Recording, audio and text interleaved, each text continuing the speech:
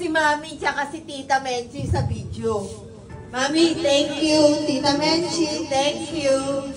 Tita Mele. Tita Mele, thank you so much. To my one and only daughter, Opel. Opel, ha? Hindi kayo, ha? Opel. First of all, I want to greet you. Happy birthday. 1 year na naman nadagdag sa edad mo. I'm so thankful na dumating ka in my life. In my very young age. Bakit ba? Wala pa akong alam sa mundo ng buhay na tatahakin ko. Pero pinilit kong kayanin because of you. Di ko na isa-isahin pa at baka mag-iyakan pa tayong dalawa.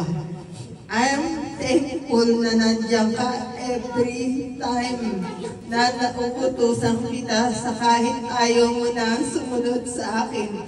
Pero di ka pa din nakakatiis at sumusunod ka pa rin with me sa mga balakid kong gawin at sa mga need pang ng mga kapatid mo. Isama natin pati pamangkin at mga hipag mo na sobrang kukulit, lalo na may need lahat sila.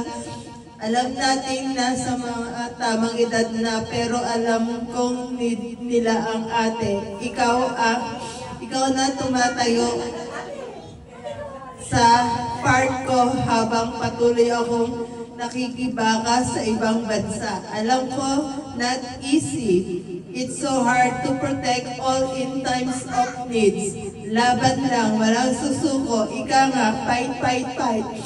In all struggle in life. Just always pray to God.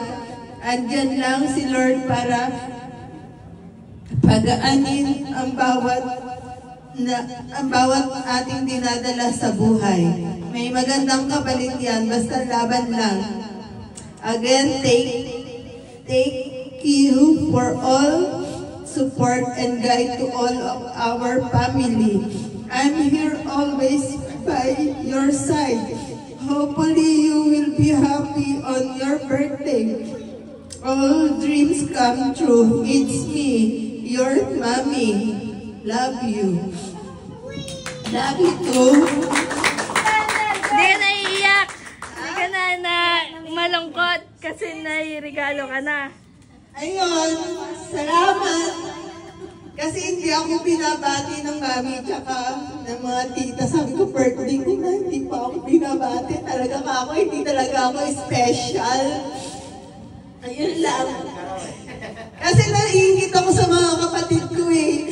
Sila, from time to time, lagi na si mami. Pag ako, wala eh. Hindi nga ako special eh. Ayun, naingit kasi ako sa kanila. Parang gusto ko na rin maging... Hindi, parang pasaway na lang din ako. Parang pansinin ako yung tutulungan.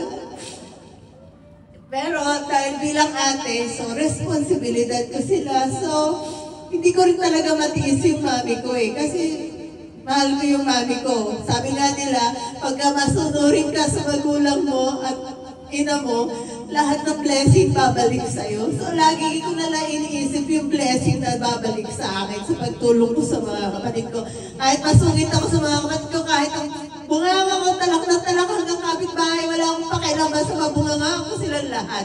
So, alam naman ng mga kapatid ko na mahal ko sila kahit matalak ang ate nila. So, kayong mga kapatid ko, konting hinay lang ha, huwag masyadong pasaway. Baka kasi bumigay na rin ako, bahala kayo. So ayun, thank you Mami, Tita Mele, Tita Menchi sa gift nyo sa akin. Sana sa susunod may blue. I love you. God bless. Salamat sa mga bisita kong lahat dito. I'm truly happy na nandito kayong lahat. Kahit